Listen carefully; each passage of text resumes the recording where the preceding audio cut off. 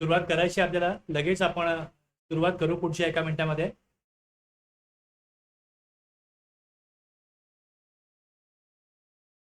लगेच आपण सुरुवात करणार आहोत TCS साठी. फार वेळ न घालवता.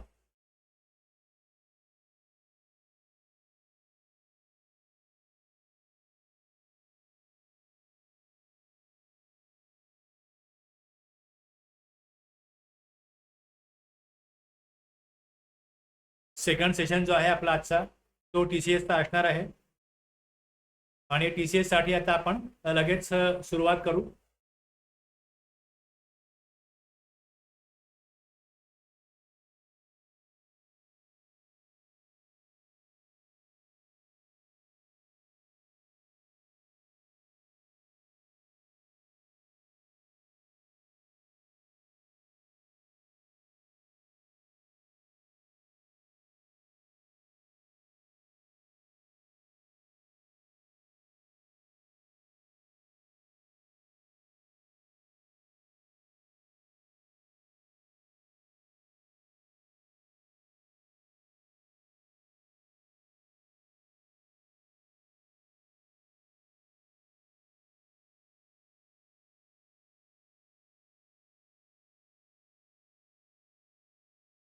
सेक्शन 52 मध्ये 14 सबसेक्शन आहेत. Section 52 collection of tax at source यामध्ये 14 सब सेक्शन आहेत.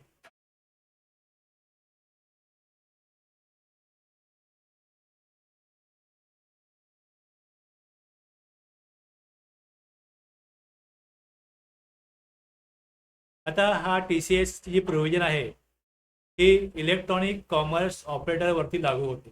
जसं TDS मध्ये डिडक्शन आहे तसंच TCS मध्ये जे टॅक्स सरकारकडे जमा करायचे आहे त्याचं जे काम आहे ते ई-कॉमर्स ऑपरेटरवरती टाकण्यात आलेलं आहे.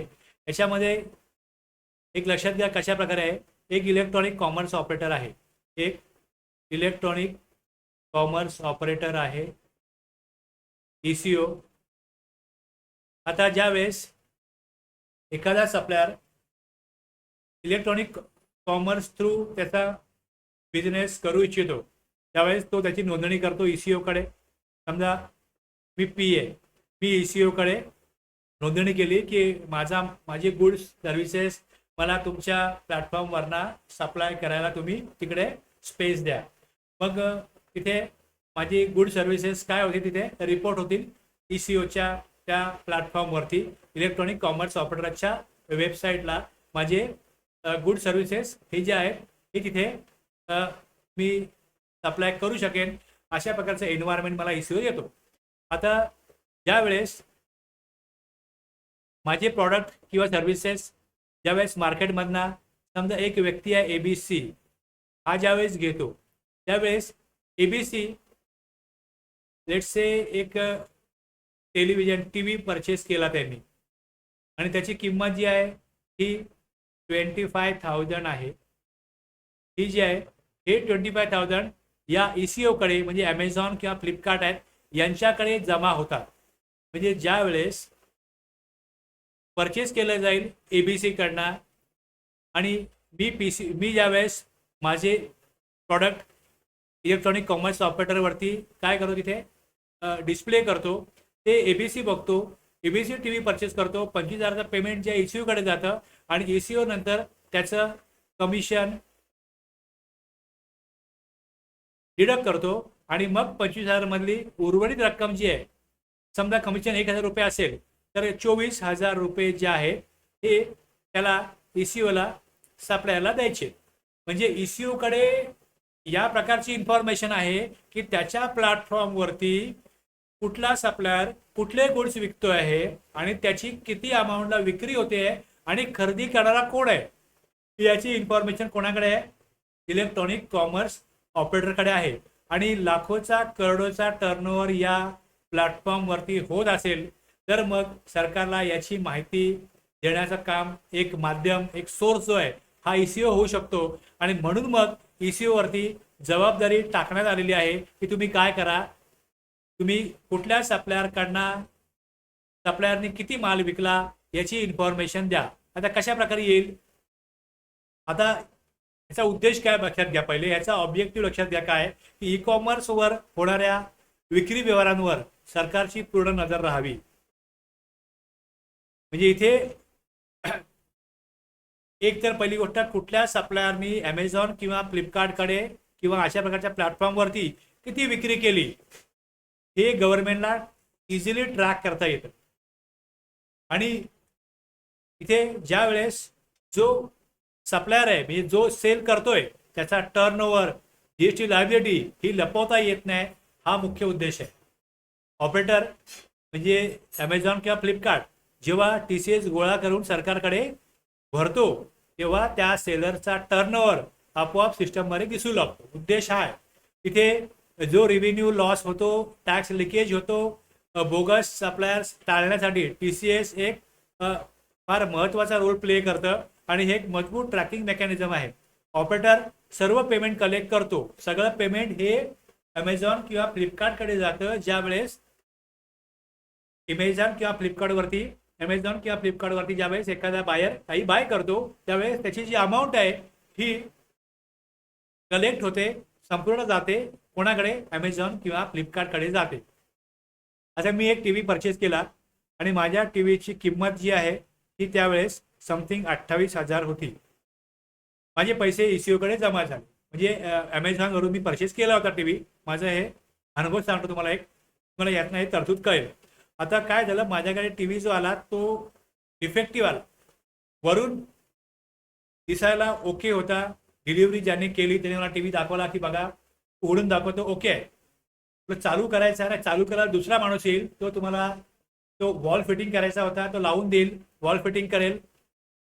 ज्यावेळेस त्यांनी चालू केला, टेस्ट केला, त्यावेळेस तो आतनं त्याला डॅमेज झालेला असल्यामुळे लाईन यायला लागल्या.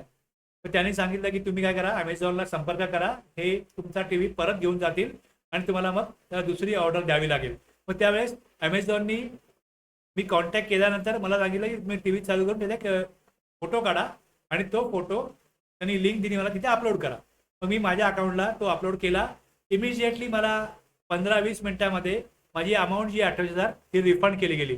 म्हणजे इथे ECOला हे गरजेचं असतं की त्यांच्या प्लॅटफॉर्मवरनं जेन्युन सप्लायर, जेन्युन माल ज्या प्रकारे त्यांनी ते रिपोर्ट केला आहे, डिस्प्ले केला आहे त्यांच्या प्लॅटफॉर्मवरती, त्या प्रकारे ते सप्लाय करतात, वॉरंटी देतात, सर्व्हिस देतात.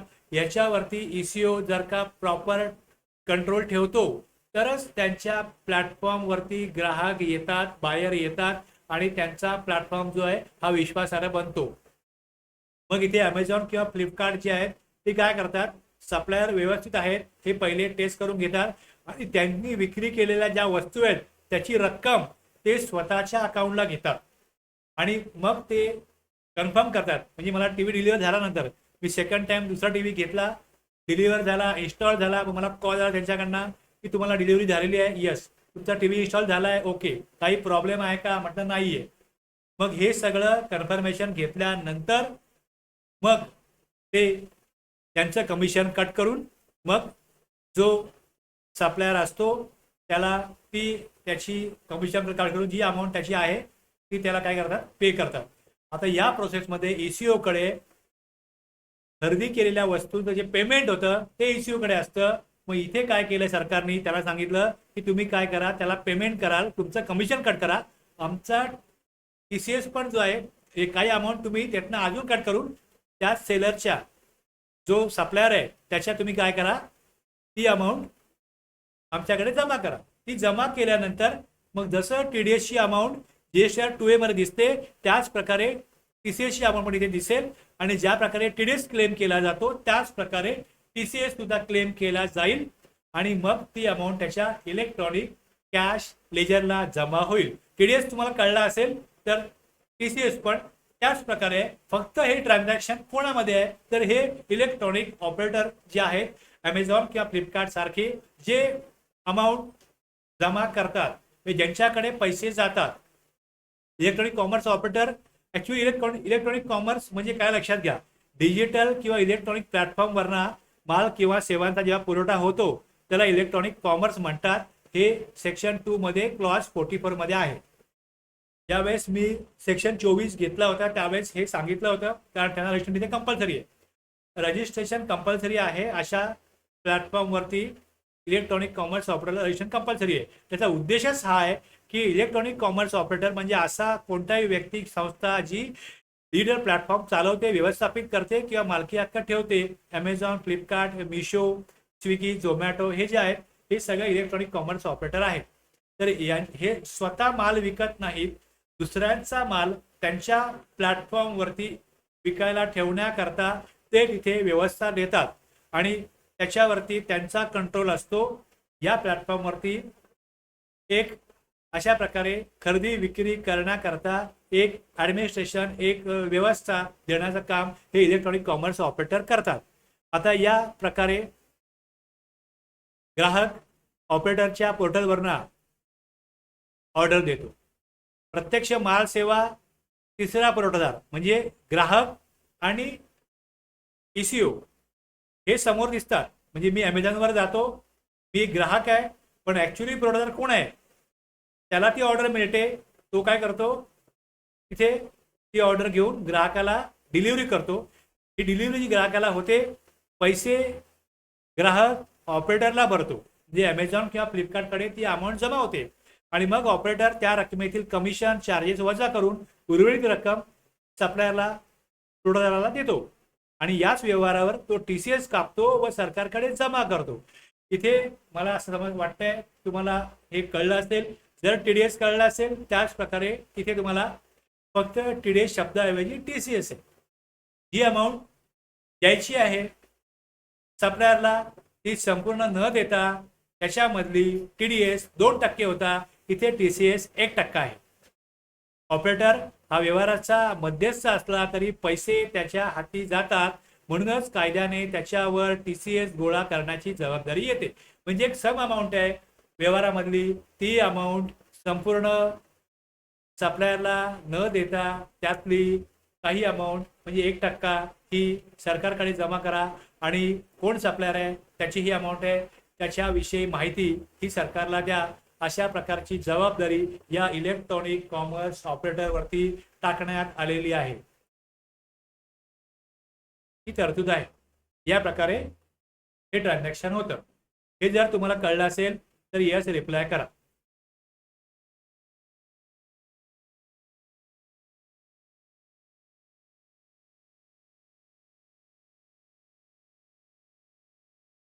आता ऍक्च्युली आपल्याला तरतूद वाचायची आहे. सेक्शन 52(1) ते 52(14) एवढे त्यामध्ये सबसेक्शन आहेत. मग कुठे काय लिहिलेलं आहे, मग त्याच्यामधले आणखीन हिडन मुद्दे आहेत ते आपल्याला सगळे समोर आणायचे आहेत. कशा प्रकारे प्रोसिजर होते त्याचा रूल बघायचा आहे, डिटेलमध्ये आपल्याला समजून घ्यायचं आहे. तुम्हाला कळलं असेल ट्रान्झॅक्शन काय, उद्देश काय, तर मग तरतुदी समजून घ्यायला तुम्हाला काही अडचण येणार नाही. रिप्लाय करा येस, म्हणजे मला कळतं की तुम्ही ऐकता, तुम्हाला कळतंय आणि तुमचा आणि माझा समजून सांगण्याचा आणि समजून घेण्याचा प्रवास हा एकत्र होतोय हे मला तेव्हाच कळतं ज्यावेळेस तुम्ही रिप्लाय करता. त्यामुळे तुमचा रिप्लाय माझ्यासाठी व्हॅल्युएबल आहे, महत्त्वाचा आहे, प्रिशियस आहे. तर रिप्लाय करा आणि काही मुद्दा कळत नसेल तर विचारा, गरजेचं आहे. त्यामुळे काय होतं माझ्याकडनं पण काही मुद्दे स्पष्ट करताना मला पण थोडंसं काय होतं उत्साह येतो जरा. एव्हरी इलेक्ट्रॉनिक कॉमर्स ऑपरेटर, आता इलेक्ट्रॉनिक कॉमर्स ऑपरेटर असं खूप मोठं बोलायला लागतं. त्यामुळे यापुढे त्याला म्हटलं जाईल फक्त ऑपरेटर, तर त्याचा अर्थ असेल electronic commerce operator. Not being an agent, जो एजंट नाही आहे, तो कोणाच्याही वतीने माल देत नाही, फक्त त्याच्या मार्फत मालाची खरेदी विक्री होते. त्याला shall collect an amount calculated at such rate not exceeding, इथे कायद्यामध्येच 1% रेट ठेवलेला आहे. As may be notified by the government on the recommendation of the council of the net value, काय म्हटले बघा, net value of taxable supplies made through it by other suppliers where the consideration with respect to such supplies is to be collected by the operator. आता हे शेवटचं जे दिलं आहे, शेवटचा मुद्दा लक्षात घ्या. काही ECO असे असतात की जे फक्त प्लॅटफॉर्म देतात, त्यांच्या प्लॅटफॉर्मवरना खरेदी विक्री होते, पण जी अमाऊंट सेलर घेतो, बायर देतो, ती ECO कडे जात नाही, डायरेक्टली सप्लायरकडे ऑर्डर जाते आणि रिसिपियंटचे पैसे सप्लायरकडे जातात. फक्त प्लॅटफॉर्म देणं, प्लॅटफॉर्मची व्यवस्था देणं एवढंच ECO करतो. त्यामुळे इथे हे महत्वाचं आहे की हे असे इश्यू असले पाहिजेत की ज्यांना बाहेरकडनं अमाऊंट मिळते. ज्यांना बाहेरकडनं अमाऊंट मिळत नाही त्यांच्याकरता ही तरतूद लागू होत नाही. एक लक्षात घ्या, सेक्शन 24 मध्ये पण बघा, सेक्शन 24 मध्ये सुद्धा every electronic commerce operator who is required to collect tax, हे अमेंडमेंट होऊन इथे का आणलंय, who is required to collect tax at source under section 52. आता इथे हे देण्याचा उद्देश हा होता की दोन प्रकारचे ECO आहेत. एक ECO जे अमाऊंट कलेक्ट करतात. आता इथे जर अमाऊंट कलेक्टच होत नसेल तर मग ते TCS जमा कसा करणार. त्यामुळे या सेक्शनमध्ये काय दिले बघा, की मराठीत वाचतो मी पुन्हा एकदा, लक्षात घ्या. या अधिनियमामध्ये याच्या विपरीत काही समाविष्ट असले तरी, ज्या प्रकारे वर लिहिलंय त्याच प्रकारे आपण वरती notwithstanding anything to the contrary content in this act, याचा अर्थ या अधिनियमामध्ये याच्या विपरीत काही समाविष्ट असले तरी प्रत्येक इलेक्ट्रॉनिक कॉमर्स ऑपरेटर यापुढे या कलमात त्यास ऑपरेटर म्हणून संबोधलं जाईल, जेणेकरून पटकन विषय पुढे नेता येईल. याकरता त्याला आपण ECO म्हणतो, सोपं वाटा म्हणून तिकडे दिलेलं आहे की ऑपरेटर म्हटलं जाईल. जो एजंट नसेल तो एजंट नसेल, त्याने इतर पुरवठाद्वारे त्याच्या माध्यमातून केलेल्या करपात्र, लक्षात घ्या परत इथे पण शब्द आहे, करपात्र पुरवठ्याच्या निव्वळ मूल्यावर नेट व्हॅल्यू 1% जास्त नसलेल्या दराने परिषदेच्या शिफारशींवर सरकारने अधिसूचित म्हणजे नोटिफाईड केलेली रक्कम संकलित करावी, कलेक्ट करावी. ज्या पुरवठ्यासाठी प्रतिफल ऑपरेटरने संकलित करायचे आहे, कन्सिडरेशन ऑपरेटरने संकलित करायचे आहे. आता इथे जे शब्द आला वरती, net value of taxable supplies, aggregate value, यामध्ये काय होतं, करपात्र पुरवठ्याचे मूल्य निश्चित. या अभिव्यक्तीचा अर्थ लावला जाईल की वस्तू किंवा सेवा दोन्हीच्या करपात्र पुरवठ्याचे एकूण मूल्य हे, आता इथे बघा काय म्हटलंय, हा जो 9(5) आपण सेक्शन जेव्हा 9 बघितला होता त्यामध्ये ECO होता, त्यामध्ये सप्लाय ऑफ सर्व्हिस होते आणि त्यामध्ये चार सर्व्हिसेस होत्या. त्यामध्ये 4 सर्व्हिसेस ज्या होत्या त्या मी तुम्हाला आठवण करून देण्याकरता खाली इथे दिलेल्या आहेत.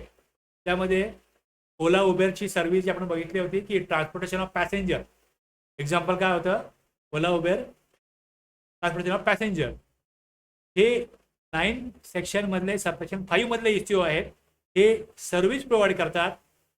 इथे निवास सेवा, राहण्यासाठी हॉटेल, इन्स, गेस्ट हाऊस, क्लब, कॅम्पसाईट, काही नाव द्या, इथे राहण्याची जागा आहे.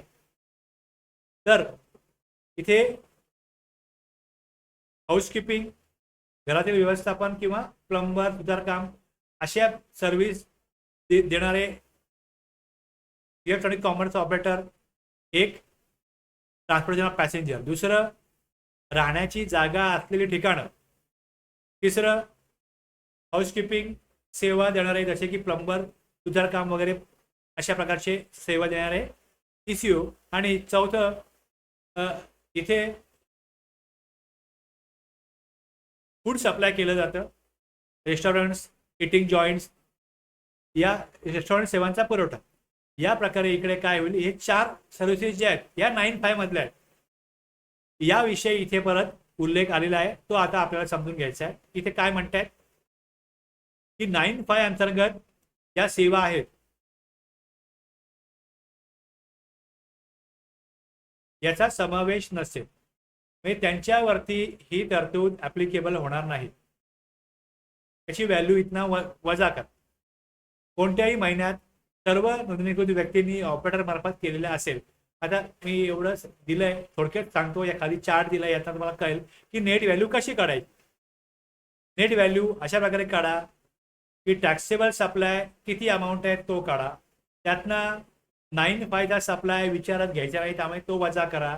आणि काही गुड्स वगैरे परत गेले, रिटर्न गेले किंवा व्हॅल्यू कमी झाली, कुठल्याही प्रकारे टॅक्सेबल व्हॅल्यू कमी झाली, मग त्याची ते क्रेडिट नोट बनली असेल ते वजा करा. ही व्हॅल्यू येईल ती नेट टॅक्सेबल व्हॅल्यू असेल सप्लायची. कळलंय? ज्या व्हॅल्यूवरती TCS कलेक्ट करून भरायचं आहे, गुड्स गेले, तसं मी टीव्ही मला सप्लाय झाला होता, नंतर तो टीव्ही डिफेक्टिव्ह होता म्हणून मी परत केला, त्यामुळे ती व्हॅल्यू काय झाली, कमी झाली. की जर त्या सप्लायरनी त्या महिन्यामध्ये 100 टीव्ही विकले असतील, त्यातले 7-8 टीव्ही जर परत आले असतील, तर मग 100 टीव्हीची व्हॅल्यू तिकडे 95 सप्लाय ते करतच नाही, त्यामुळे हा मुद्दा येणार नाही. पण रिटर्नचा मुद्दा येईल की 100 टीव्हीचा सप्लाय झाला, 7-8 समजा 8 परत आले, तर 92 टीव्हीची जी व्हॅल्यू आहे, एकूण व्हॅल्यू आहे, म्हणजे मी जर त्यांना 28,000 टीव्ही परचेस केला असेल, तर ती इनवॉइस व्हॅल्यू होती, त्यातनं टॅक्स वजा करून जी टॅक्सेबल व्हॅल्यू आहे, ती व्हॅल्यू आहे ती काढली जाईल आणि त्याच्यावरती घरपात्र प्रोडक्टचे निव्वळ मूल्य कसं काढायचं आहे हे आपण खाली बघतोय आणि त्याप्रमाणे काय होईल त्याच्यावर त्यांना TCS जमा करायचं. आता लक्षात घ्या, इथे परत एक खाली चार्ट आहे इझिली कळण्याकरता.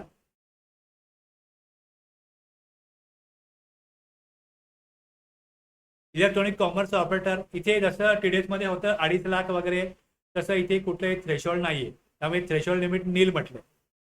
जी मर्यादा असते त्याला थ्रेशोल्ड म्हणतात कायद्यामध्ये. कधी ऍप्लिकेबल तरतूद ऍप्लिकेबल होईल TDS ची, पण 2.5 लाखापेक्षा जास्त अमाऊंटचं जर कॉन्ट्रॅक्ट असेल तरच. तसं इथे TCS साठी काही नाहीये. सप्लाय झाला, एकंदरीत बघा, एक मी माईक परचेस केला 700 रुपयाचा, असे शेकडो माईक त्या इलेक्ट्रॉनिक कॉमर्स ऑपरेटरच्या प्लॅटफॉर्मवरना विकले जातात आणि सप्लायरला असे आज 10 माईक विकले गेले, उद्या 5, असं करत ते महिन्याभरामध्ये 1000, 2000, 5000 माईक विकत असतील. त्यामुळे तिकडे एकंदरीत अमाऊंट जी होते ती मोठी होते. त्यामुळे इथे कुठल्याही प्रकारचं थ्रेशोल्ड लिमिट जे आहे हे ठेवलंच नाहीये. ECUला जबाबदारी दिली आहे, तुमच्या प्लॅटफॉर्मवरना सप्लाय झाला, तुम्ही काय करा, rate of collection CGST 0.5%, AGST 0.5%, IGST असल्यास 1% जमा करा. Value of collection of taxed source, net value of taxable supply कशी काढायची आता आपण बघितली. त्यानंतर tax collection when to be made during the month of which supply made. आता जसा महिना चाललेला आहे नोव्हेंबर, हे नोव्हेंबर महिना संपेल, मग डिसेंबरच्या 10 तारखेपर्यंत त्यांना TCS सरकारकडे जमा करायचं आहे आणि त्याचा रिटर्न पण भरायचं आहे. तसं TDSचं होतं, त्याच प्रकारे TCSचं आहे, फक्त इथे पार्टीज बदलल्या. TCS कोण जमा करतो, ECO टक्का किती आहे, 1%. थ्रेशोल्ड लिमिट काय आहे, बिलकुल काय नाहीये.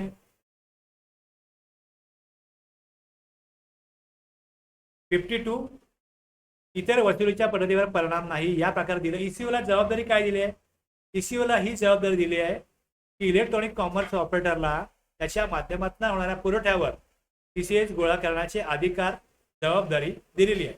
म्हणजे अधिकार आहे की त्याला ते कलेक्ट करता येईल हा, आणि जबाबदारी आहे की त्यांनी ते जमा करायला सरकारकडे. की 52(2) स्पष्ट करते की ऑपरेटर TCS गोळा करण्याची जी शक्ती, पॉवर किंवा जबाबदारी दिली गेली आहे ती अंतिम नाही. याचा अर्थ असा आहे की ऑपरेटरकडून कर वसूल करण्याची गरज भासल्यास, ऑपरेटरकडनं कर वसूल करण्याची गरज भासल्यास GST कायद्यातील इतर वसुलीच्या पद्धती, मोड्स ऑफ रिकव्हरी, जसे की बँक खाते गोठवणे, मालमत्ता जप्त करणे इत्यादी वापरण्याचा अधिकार कर अधिकाऱ्यांना कायम राहील. जर त्यांनी जबाबदारी प्रॉपरली पाळली नाही तर मग त्यासाठी हा सेक्शन छोटा आहे. The power to collect the amount specified in section 52(1) shall be without prejudice to any other mode of recovery from the operator. याचा अर्थ हा दिलेला आहे की सफिशियंट 1 मध्ये जी अमाऊंट स्पेसिफाय केली ती संकलित करण्याचा अधिकार आहे, पण जर ऑपरेटरकडनं वसुलीच्या इतर कोणत्याही पद्धतीस बाधक नसेल. मी खाली तुम्हाला स्पष्टीकरण दिलंय, त्याच्यामध्ये फार काय डीपली जावं असं काय नाहीये. हा नियम कायद्याच्या अंमलबजावणीसाठी एक अतिरिक्त सुरक्षा कवच, सेफ्टी नेट प्रदान करतो. ऑपरेटर TCS गोळा केला नाही किंवा कायद्याचे उल्लंघन केले तर फक्त TCS गोळा करण्याचा अधिकार काढून घेण्याऐवजी, कारण की काढून घेतला तर मग यंत्रणाच कोलॅप्स होईल, त्यामुळे त्याच्यावरती जर त्यांनी हे कंप्लायन्स नाही केलं तर मग ती वसुली त्याच्याकडनं करण्यात येईल. अशा प्रकारे पुढच्या प्रोसिजर आहे. इथे 2-3 मध्ये आपण येतो आहोत. कलेक्ट केलेली रक्कम जी आहे ती गव्हर्नमेंटला पेड करायची आहे. ज्या महिन्यात ती गोळा केली जाते त्या महिन्याच्या समाप्तीनंतर 10 दिवसाच्या आत ऑपरेटरने शासनाला विहित केलेल्या पद्धतीने म्हणजे गोळा केलेला TCS महिन्यात संपल्यानंतर 10 दिवसात सरकारकडे जमा कर. आता ही जबाबदारी आहे. मी जास्त हे वाचनात वेळ घालवत नाही. TDS मध्ये आपण वेळ घालवला आहे. इथे आपल्याला पुढे जायचं आहे.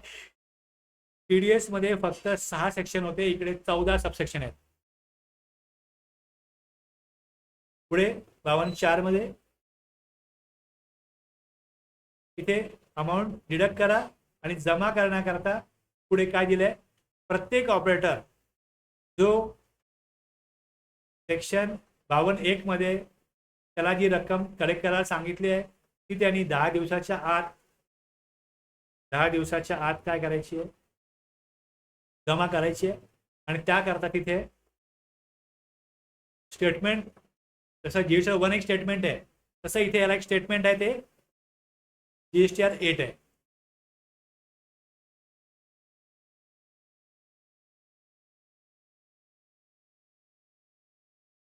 (67)(1) हा रूल त्याला लागतो, statement for tax collection at source. इथे इन्फॉर्मेशन येईल की कशा प्रकारे त्यांनी अमाऊंट घेतलेली आहे, कोणाकडनं घेतलेली आहे, अमेंडमेंट आहेत, उशिरा भरल्यास इंटरेस्ट आहे, मग खाली टॅक्स पेबल आणि पेड किती येईल ते येतं, आणि मग हे भरल्यानंतर मग इंटरेस्ट पण येईल, लेट फीस हे जे आहे सगळं दिसतंय.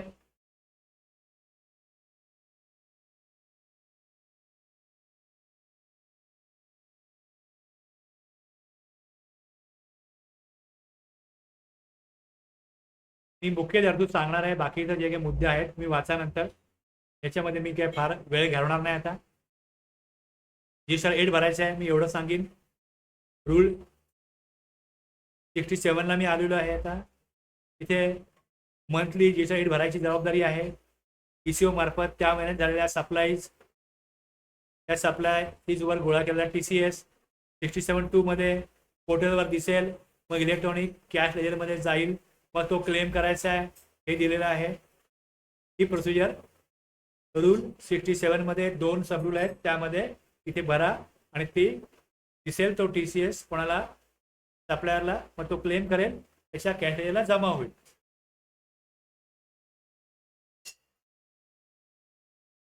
आणखीन यात हे दिलंय की हे मंथली करायचंच आहे आणि त्याला इयरली काय द्यायचं आहे, ई कॉमर्स ऑपरेटरला वर्षभर TCS गोळा केला तर वार्षिक स्टेटमेंट, ॲन्युअल स्टेटमेंट भरावं लागतं, ऑनलाईन भरायचं आहे. ही सगळी वर्षभराची जी माहिती आहे ही आता 24-25 वर्ष आहे, याकरता 31 डिसेंबर 2025 पर्यंत त्याला ॲन्युअल रिटर्न भरायला लागेल. आता इथे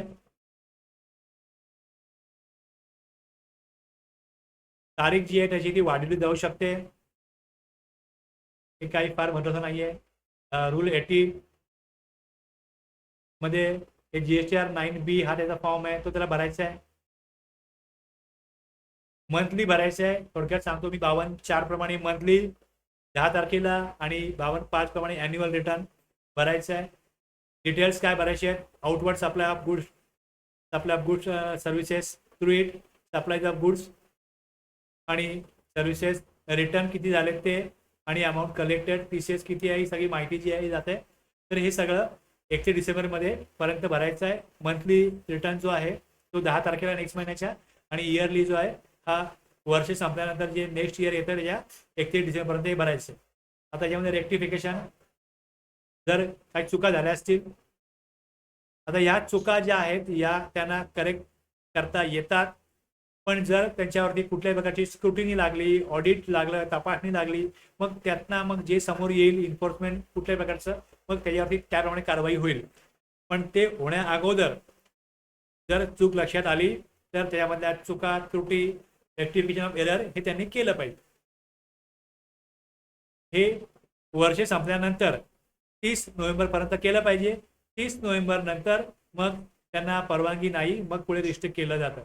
आता 24-25 आहे, हे 24-25 मध्ये त्यांची जी ट्रान्झॅक्शन झाले असतील, त्यामध्ये काही चुका जर झाल्या असतील तर त्यांनी 30 नोव्हेंबर, आता एक आज 23 नोव्हेंबर आहे, 30 नोव्हेंबर त्यांनी दुरुस्त्या कराव्यात. मग 31 डिसेंबरला ते काय करतील, अॅन्युअल रिटर्न फाईल करतील आणि त्यानंतर मग डिपार्टमेंट त्यांच्याकडे सगळी माहिती येईल. मग त्याची स्क्रुटिनी, ऑडिट, इन्स्पेक्शन, जे काय इन्स्पेक्शन इनफॅक्ट कधी होऊ शकतं, त्याच्या अगोदर हे त्यांनी करेक्शन केलेलं असेल तर मग त्यांच्यावरती कुठलाही डिफॉल्ट येणार नाही. अदरवाईज जर इन्स्पेक्शन इमेजमध्ये कधी झाला आणि चुका झाल्या असतील आणि त्या मग जर लक्षात आल्या तर त्यांच्यावरती कारवाई होऊ शकते. ही माहिती डिस्क्रिप्टिव्ह दिलेली आहे, व्यवस्थित स्पष्टता यावी या कारणाची वाचा. मी मुख्य मुद्दा सांगितला आहे, मी पुढे जातो, मला हे संपवायचं आहे, राहू नये अर्धवट आजचा हा टॉपिक, म्हणून मी थोडंसं फास्ट घेतोय. TDS आपलं जसं एक तास पूर्ण झालं तसंच हे पण मला पूर्ण करायचं आहे. 1 तासाच्या आत पूर्ण झालं तरी चालेल, पण 1 तासाच्या पुढे जाऊ नये असा माझा प्रयत्न आहे. मुख्य मुद्दे मी आता घेणार आहे आणि हा सेक्शन जो आहे तो मी आता या थोड्याच वेळात संपवणार आहे. ई कॉमर्स ऑपरेटरने जमा केलेला TCS जेव्हा तो GSR 8 मध्ये भरतो तेवढी रक्कम त्या पुरवठादाराच्या इलेक्ट्रॉनिक कॅश मध्ये दिसते. कशी एवढं याच्यामध्ये TCS क्रेडिट कसं मिळतं हे दिलेलं आहे. आता परत जो आपण रूल अगोदर बघितलाय, ज्या वेळेस आपण इलेक्ट्रॉनिक कॅश हा टॉपिक बघितला होता त्यातलाच त्यामध्ये हा मुद्दा आला होता, तेच इथे मी पुन्हा रिपीट केलंय कारण त्याला तिथे कनेक्शन आहे. जसं इकडे दिलेलं आहे या सेक्शनमध्ये, इथे काय होईल, दिसेल पण संबंधित कॅश लेजरचा जो सेक्शन आहे आणि त्याचा जो रूल आहे तिकडे लिंकिंग प्रोव्हिजन येते, त्यामुळे ती इथे मी दिलेली आहे. मग यांचं मॅचिंग होईल की सप्लायर आपल्या रिटर्नमध्ये काय दाखवतोय आणि ऑपरेटर त्याच्या GSR 8 मध्ये काय दाखवतोय, ह्याच्यामध्ये कुठे तफावत असेल, आढळली तर मग हे करेक्शन जर यांनी नाही केलं तर मग डिपार्टमेंट ऍक्शन घेण्याच्या मोडमध्ये येणार. डिपार्टमेंटचं कामच ते आहे की इथे सप्लायर एक वेगळी अमाऊंट दाखवतोय आणि ऑपरेटर वेगळी अमाऊंट दाखवतोय, म्हणजे टॅक्स प्रॉपर जमा होत नाहीये असं दिसतंय. मग इथे काय होईल, हे मॅचिंग केलं जाईल. मग त्यानुसार जर का काय डिफॉल्ट सापडला तर मग त्यानुसार डिपार्टमेंटला त्यांची कारवाई पुढे करता येईल.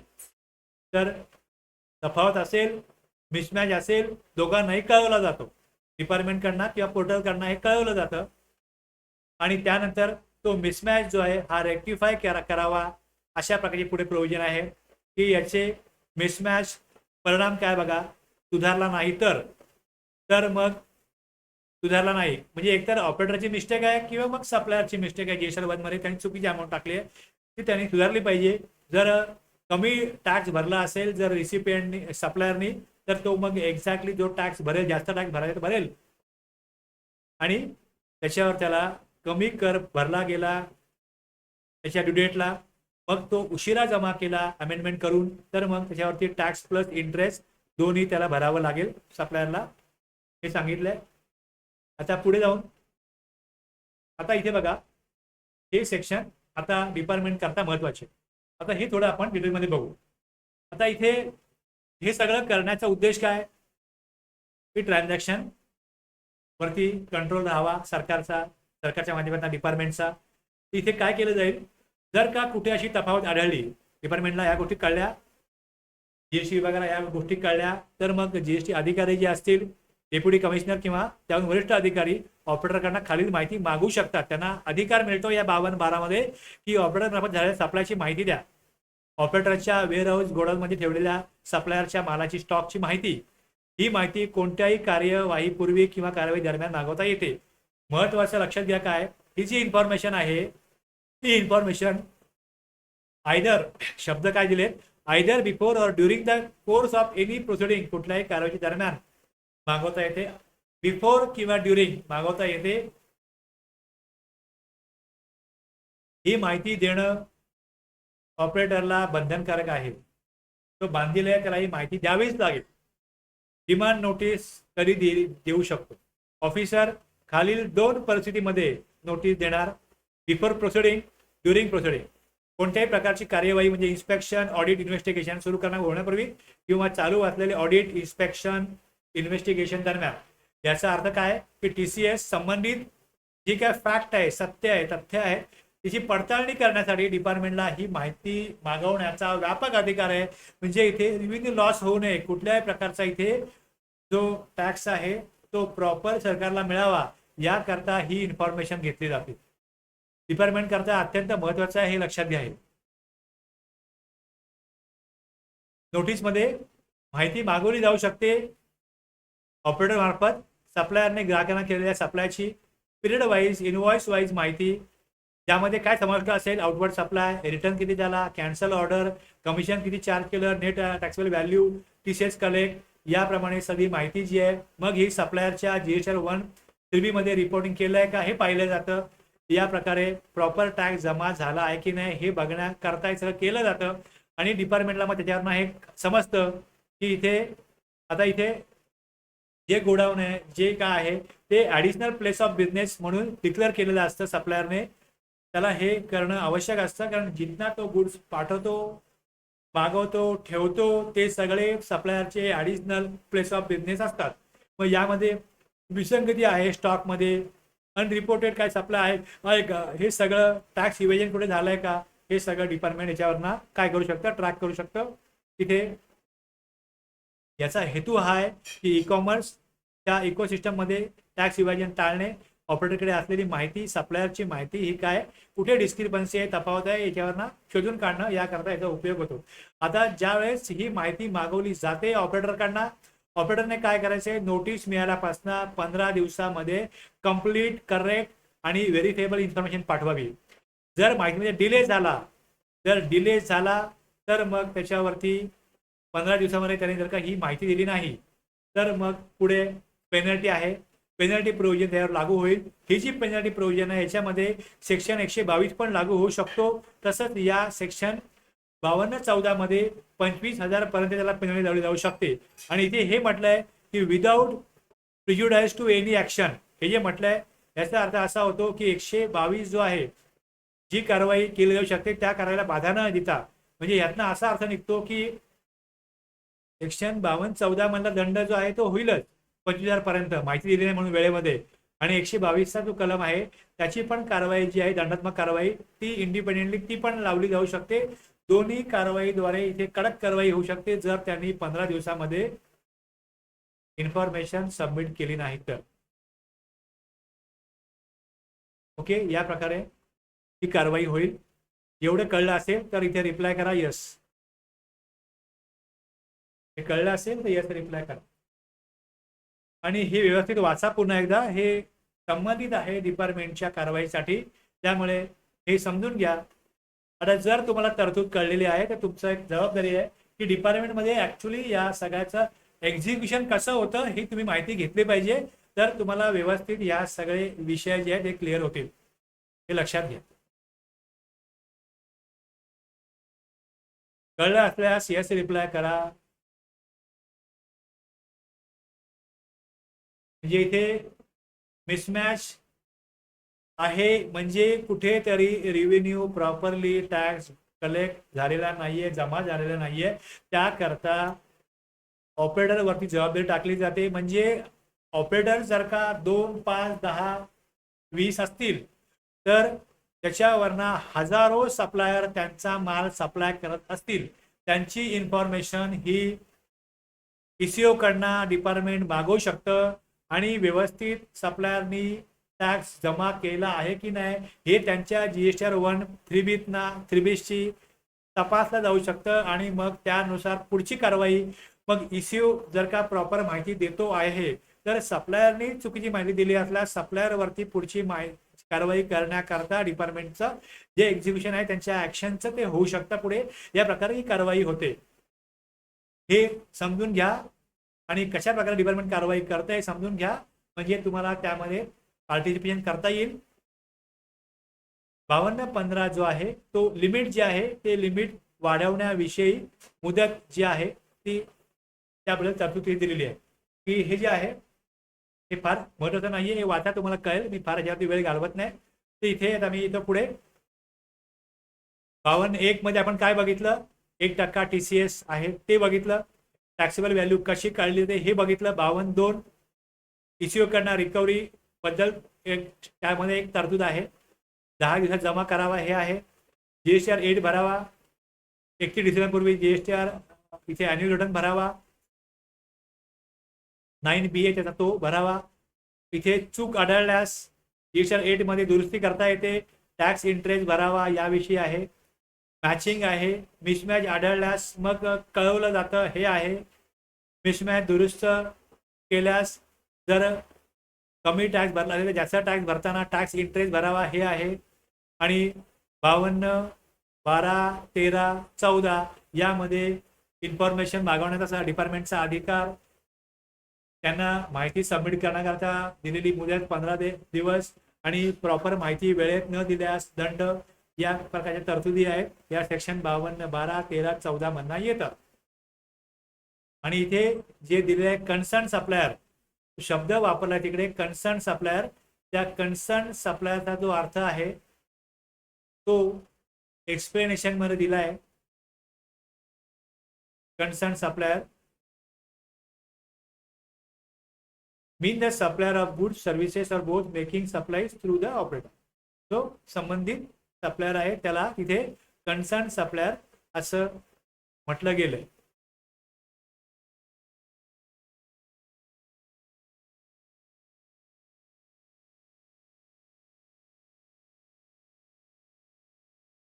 कन्सर्न सप्लायर मीन्स ECO मार्फत सप्लाय करणारा सप्लायर. आणि 52-15 मध्ये GSTR 8 ड्यू डेट पासून 3 वर्षापर्यंत भरता येत नाही, 3 वर्षानंतर भरता येत नाही, पण सरकारला विशेष परवानगी देण्याचा अधिकार आहे, नंतरही तो भरला जाऊ शकतो तर त्याला परवानगी दिली तर. अशा प्रकारे ह्या प्रोव्हिजन आहे तिकडे. पुढचा टॉपिक जो आहे तो आपण आता पुढच्या नेक्स्ट सेशनला घेऊ, इंटरेस्ट ऑन डिलेड पेमेंट. तर जेवढं मला आता इथे घेणं गरजेचं वाटलं तेवढं मी घेतलं. इथे आपण आजचा सेशन एंड करू. इथे आपण आता थांबू शकतो. मला इथे थांबवायचं आहे की पुढचा टॉपिक आता सुरू करू इच्छित नाही.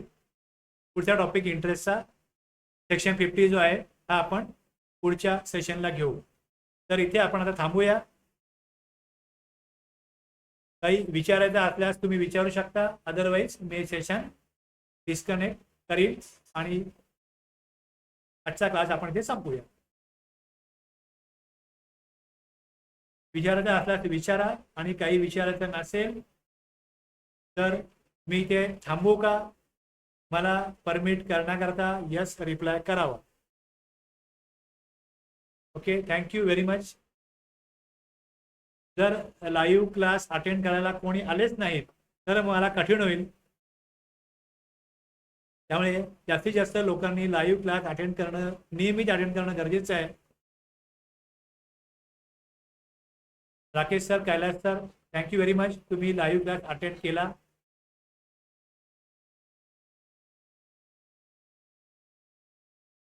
मी इथे आजचा क्लास थांबवतो.